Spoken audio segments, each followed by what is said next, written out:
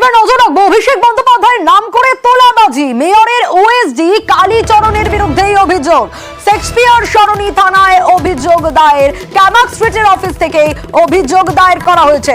অভিযোগের কপি পাঠানো হয়েছে ডিসি সাউথের অফিসে।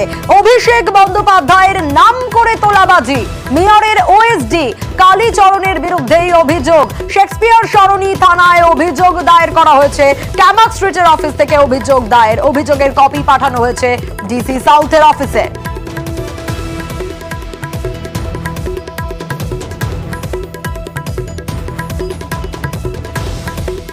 মেয়রের ওএসডি কালীচরণের বিরুদ্ধেই অভিযোগ। জানতে পারলে আগেই তদন্ত হতো, মন্তব্য মেয়র ফেরহাদ হাকিমের।